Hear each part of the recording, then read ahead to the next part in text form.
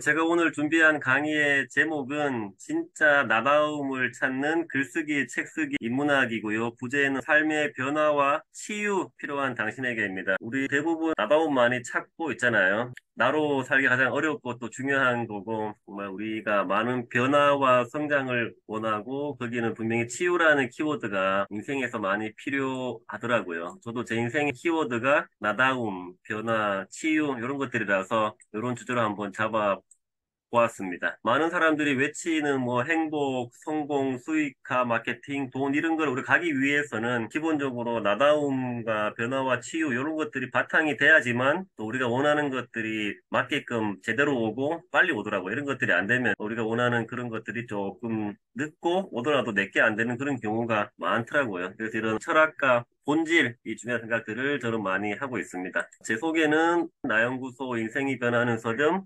도서출판 등 이사이고 자기발견, 글쓰기, 책쓰기, 전자책, 공저 출판을 통해서 주로 초보 작가님들 책 내고 작가되고 성장을 돕는 일을 하고 있습니다. 제가 하는 강의는 전자책을 메인으로 마인드, 원하는 것, 인간관계, 하고 싶은 일 이런 강의들을 함께 하고 있습니다. 자, 여러분들은 나를 안다는 것을 뭐라고 생각을 하시나요? 우리가 어떤 일이든 내가 내리는 정의가 중요하잖아요. 내가 정의 내리는 대로 그렇게 되는 데가 많은데 스스로 정의를 내려보는 습관들이 도움이 많이 되더라고요. 저는 나를 안다는 것 이렇게 정의 내려봤어요. 우리의 생각, 마음, 감정이 있죠. 이것들을 내 스스로 인정하고 이해하고 내가 좋아하는 것, 싫어하는 것, 원하는 것을 아는 것, 이렇게 정의를 해보았습니다. 여러분 나름대로의 정의가 있겠죠. 이거는 저만의 정의일 뿐이에요. 여러분은 이 나를 안다는 것을 어떻게 정의를 내리고 계신가요? 우리가 인생을 어떻게 살아야 되냐 물으면 서로 다 다르겠죠. 서로 가치관들이 다 다르니까. 저도 옛날에는 그냥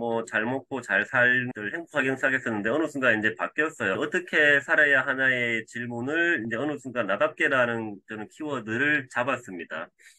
우리가 행복하게 사는 거, 성공도 다 결국은 나답게 살아야지 온다는 것을 깨달았었거든요. 그러면 나다운 사는 인생이 무엇이냐? 이렇게 한번 정의 내려봐. 내 마음의 소리를 들으며 살고, 내가 원하는 것을 정확히 알고, 나의 강점을 발휘하면서 세상에 필요하고 유익한 일들을 타인이 아닌 내가 원하는 일을 하며 사는 세상. 이렇게 정의를 내려보았습니다. 제가 이런 정의를 내린 거는 이게 제가 옛날에 이런 인생을 못 살았기 때문에 이런 정의를 이제 내렸다고 보시면 돼요. 네, 옛날에는 제 마음의 소리를 못 들었죠. 듣는 방법도 몰랐었고 내가 원하는 게 뭔지도 강점도 뭔지를 전혀 몰랐었죠. 세상에 그렇게 가치 있고 필요한 일들을 하지도 않았고 내가 원하는 일이 아닌 남들이 원하는 일을 항상 맞추기 위해서 힘들게 허겁지겁 인생을 살았던 것 같습니다. 그래서 이런 저만의 어떤 정의가 나온 거라고 생각을 하고 있습니다. 여러분께 드리고 싶은 질문은 어떻게 살고 싶으신가요? 이런 질문으로 한번 계속 정의를 내려보시기를 추천드립니다. 요즘 인문학들 많이들 얘기를 하잖아요. 제가 인문학이 뭘까 한번 생각해 봤는데 저는 이런 생각이 떠오르더라고요. 인문학이란 사람들의 문제를 해결하고 행복한 인생을 살게 도움 주는 학문이다. 정의를 내려보았습니다. 여러분의 인문학에 대한 정의는 무엇인가요? 서로 다 다를 수 있겠죠? 자, 우리가 인생을 사는 데는 이런 것들이 필요한 것 같아요. 건강한 몸과 마음이 필요하죠. 함께 살아가는 사람들이 있겠죠. 가족도 친구, 직장 동료 많은 분들이 있겠죠. 현실적으로 돈과 집이 있어야 됩니다. 일과 직업도 있어야 되고 그런 거를 다 포함한 삶에 대한 보람, 만족감 등이 필요한 것 같아요. 인생을 살아가는데. 그럼 우리들은 어떤 것을 원할까요? 이런 것들 같아요. 건강한 몸과 마음, 시간적, 경제적 풍요와 자유, 여유, 보람되고 가치 있고 안정된 일과 직업 필요하죠. 세상 사람들과의 인정, 응원 이런 것도 필요합니다. 그리고 일과 삶의 균형, 자유, 행복, 평화 이런 걸 우리 원하고 있는 것 같아요. 자, 그럼 우리가 중요한 것은 우리가 원하는 것들을 어떻게 이룰 것인가 이게 중요하잖아요. 우리가 원하는 것을 이루는 방법에 대한 제 나름대로의 정의인 거예요. 일단은 내가 이제 뭘 원하는지 정확히 알아야겠죠. 뭘 원하는지를 모르면은 이루기가 어렵겠죠. 내가 원하는 것을 정확히 먼저 알고 원하는 것을 이루기 위해서 필요한 사람들을 만나야죠. 만나서 배우고 공부를 해야죠. 그리고 우리의 시간과 에너지는 한정적이잖아요. 한정적인 유한한 시간과 돈과 에너지를 내가 원하는 것을 이루는데 써야죠. 자, 여기까지 이제 프롤로그였고요. 이제 본 강의입니다. 요 스토리는 제가 평범한 인생을 살아는 동시에 감정적으로 불안하고 불편했던 걸 많이 느꼈었거든요. 그런 인생을 한 30 몇 년을 살다가 벽을 만났어요. 그래서 이제 나를 찾기 시작하면서 겪은 변화와 성장, 깨달음에 대한 그런 스토리라고 보시면 좋을 것 같습니다. 이제 목차가 12개예요. 계기, 의문, 질문, 관찰, 발견, 놀람, 치유, 화해, 용서, 감사, 사랑, 변화와 성장. 글쓰기, 책쓰기 문학이잖아요. 글쓰기를 본격적으로 한 게 2017년도였어요. 그 전까지는 글쓰기와는 관계없는 삶을 살았죠. 평범한 직장인이었어요. 글을 쓰게 된 계기가 열심히 인생을 살았지만 어떤 행복하지 않은 제 모습을 만나고 변화를 막 추구하다가 행복하지 않은 원인이 내가 나를 모른다는 것을 깨닫고 나를 알기 위해서 어떻게 할까 방법을 찾다가 발견한 게 글쓰기였어요. 그때 어떤 분이 이런 말을 하더라고요. 매일 글을 쓰는 일이 나를 아는 일이고 운을 쌓는 일이다. 이 말을 듣고 나를 알기 위해서 간절한 마음에 블로그에다가 매일매일 글을 쓰기 시작했습니다. 주로 저에 대한 질문들 글을 많이 했어요. 너는 누구이냐? 네가 원하는 것은 무엇이냐? 어떤 삶을 살고 싶니? 이런 질문들을 많이 했고 그것들을 계속 블로그에다 글을 쓰면서 저를 찾아갔던 경험을 통해서 이 나연구소라는 브랜드명과 키워드를 발견하게 되고 글쓰기 효과와 매력을 느꼈던 경험이 있습니다. 6년 동안 블로그에다가 1,500개의 글을 썼는데요. 어느 순간 글쓰기라는 게 나를 찾는 자유구나. 이런 생각들을 느꼈습니다. 제가 깨달은 글쓰기의 효과가 매력을 전하다 보니까 지금 책 쓰기를 하게 된 스토리가 있네요. 여러분은 인생을 살면서 길이 막혔다, 앞이 안 보인다 이런 걸 느껴본 적이 있나요? 저도 그런 혼란의 시기가 있었죠. 다른 길이 열렸는데 깨달은 게 하나의 길이 막히면은 다른 길이 분명히 열리더라고요. 저는 직장 생활 한 10년 정도 했을 때 이런 느낌이 왔어요. 직장 생활에 이제 한계가 느껴졌죠. 제가 과장 되었는데 하는 일이 내가 잘하고 원하는 일이 아니고 미래는 불안하고 저의 미래가 될 부장님, 차장 이런 분들 모습이 행복해 보이지 않더라고요. 저는 그런 인생을 살고 싶지 않았는데 회사 간두면 뭘 해야 되나 다른 대안이 보이지가 않더라고요. 직장 생활만 했기 때문에 다른 것들을 해본 적이 없었죠. 창업을 하겠어요, 뭘 하겠어요. 시장을 열심히 다녔던 사람이기 때문에 막막하더라고요. 그런 혼란의 시기를 겪었었죠. 첫 번째 계기가 길이 막힌 것이었습니다. 나는 어디로 가야 되나, 무엇을 해야 되나, 내가 좋아하는 건 무엇인가. 혼란과 방황이 왔어요. 그런 경험도 있으신가요? 자꾸 난 늪에 빠져 있는데 헤어나올 수 없는 거예요. 어두운 터널에 갇힌 느낌? 이런 것들 제가 많이 느꼈습니다. 자, 두 번째는 의문을 가졌죠. 그동안 저는 되게 인생을 열심히 살았거든요. 착한 사람, 좋은 사람이 되어서 남의 말을 잘 듣는 수동적이면서 착하게 인생을 살았는데 왜 불행하고 행복하지 않지? 이런 의문이 들더라고요. 과연 내가 뭐를 잘못했는지 이런 생각들을 막 들었는데 답이 보이지가 않더라고요. 지금 내 인생이 잘못됐는데 나는 원인을 모르겠고 되게 이상하다. 이런 의문들을 많이 가졌습니다. 여러분은 그런 경험 있으신가요? 이제 질문을 시작했죠.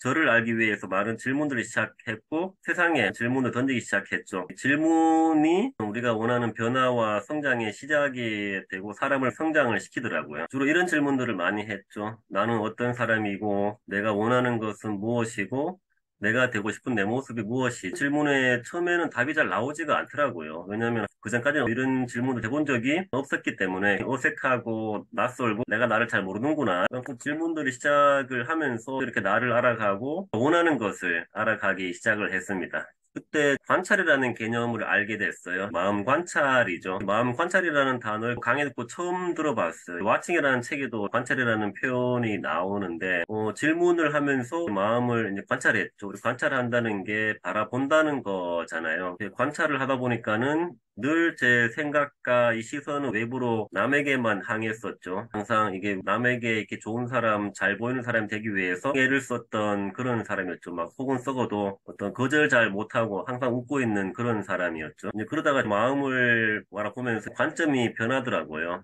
시선이 이제 저를 바라보기 했었죠. 이런 거를 깨달았어요. 성장을 가로막는 것들이 우리의 고정관념과 편견들이고 이제 그런 것들을 바꿀 때 성장이 오는구나. 생각과 믿음을 바꾸면은 인생이 분명히 바뀐다는 것들을 깨달았습니다. 분리라는 단어가 있는데 생각, 마음, 감정을 바라보니까 그것들에 깊이 빠지지 않고 대상과 분리되는 느낌이 들더라고요. 우리가 바라본다는 것은 대상이 있어야지만 가능하잖아요. 내 생각, 감정, 마음이 내가 아니라 나는 바라보는 관찰자라는 것을 조금씩 이제 깨닫기 시작했습니다.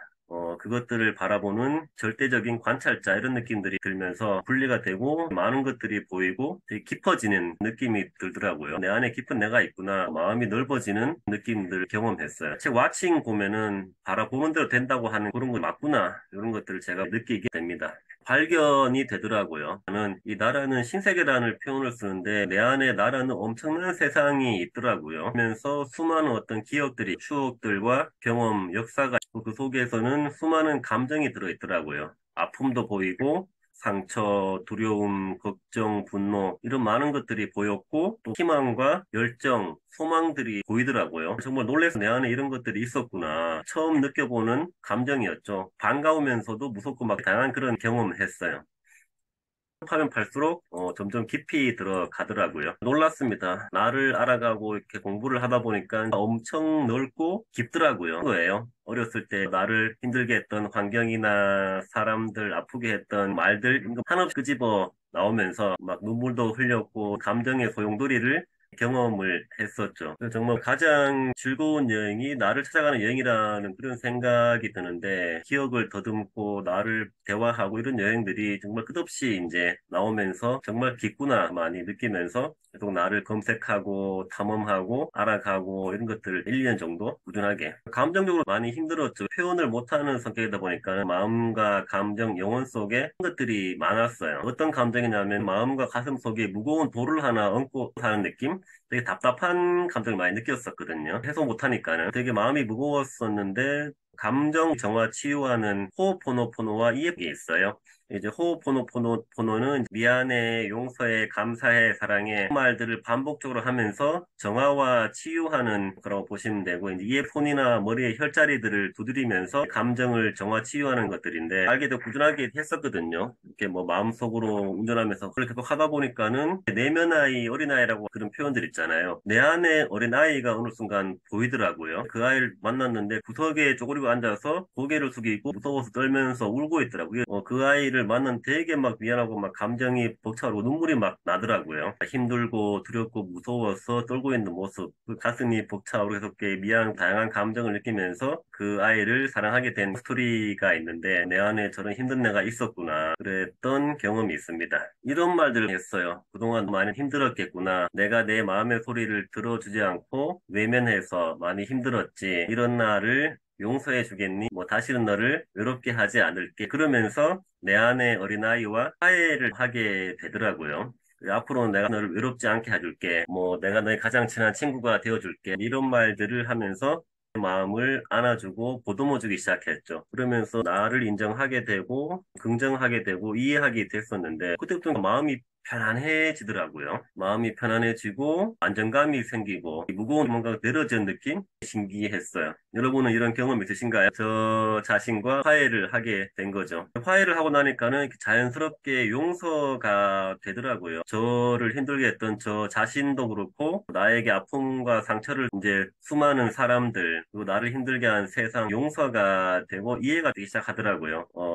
나도 그럴 수밖에 없던 이유가 있었을 테고 그 사람 또한 이유가 있었겠지. 다 힘들겠지. 가족이나 부모, 직장, 동료, 친구들 그 사람도 나름대로 이유가 있고 다 힘들었구나. 그런 것들을 깨달으면서 용서가 되더라고요. 용서하게 되니까 굉장히 그런 미움의 감정과 질투의 감정들이 잦아들더라고요. 그러면서 마음이 가벼워지더라고요. 편안해지고. 이때부터 제가 많은 것들을 인정하고 받아들이고 수용하게 하면서 또 많은 마음 공부를 하다 보니까는 의 어떤 진리와 이치들이 조금씩 보이면서 받아들이게 되더라고요. 명상이나 단월도나 교육들을 받고 자연의 이치나 원리들을 많이 추구하면서 하는 통찰력도 생기고 삶이 깊어지고 깨달음을 추구하는 경험들을 하게 되었습니다. 만약에 되게 미운 사람이 있으면은 그 사람을 용기 내서 용서를 하면 내 마음이 편해지고 가벼워지더라고요. 누굴 미워하면 그 미움이 내 안에 있는 거잖아요. 내가 나를 힘들게 하는 건데 나를 위해서 남을 용서를 하면은 이제 마음이 편안해지더라고요. 미움 감사에 나오는 감사처럼 감사라는 것이 단순히 말이 아니라 체험하게 되고 깊이 받아들이게 되고 우리가 바라는 행복들이 결국은 감사구나 많이 느끼게 되는데요.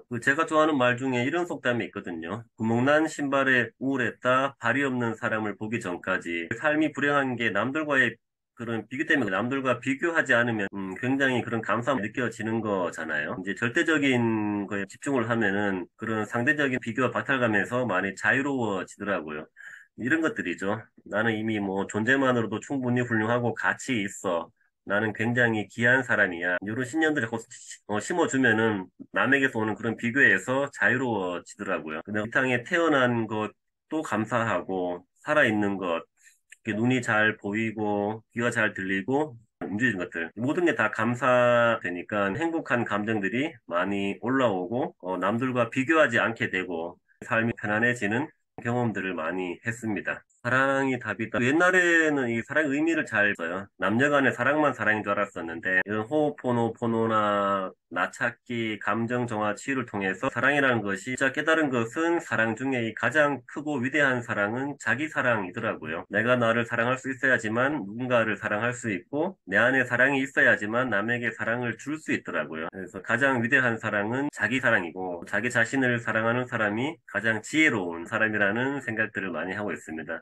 여러분들도 나 자신을 먼저 사랑하고 안아주고 이해해주는 연습들을 해보는 게 먼저라는 생각이 들더라고요. 또 이거를 아주 그냥 뒤늦게, 늦게는 아니죠. 어느 순간 이 선택이라는 단어를 깊이 이제 인지를 하게 되더라고요. 뭐 우리가 바라는 모든 것들이 결국은 다 나의 선택이더라고요. 지금부터는 다 내가 선택을 한다는 그런 마음과 책임지다는 마음으로 살아가는 거죠. 우리 인생의 많은 것 중에 내가 선택하지 않는 것들이 별로 없어요.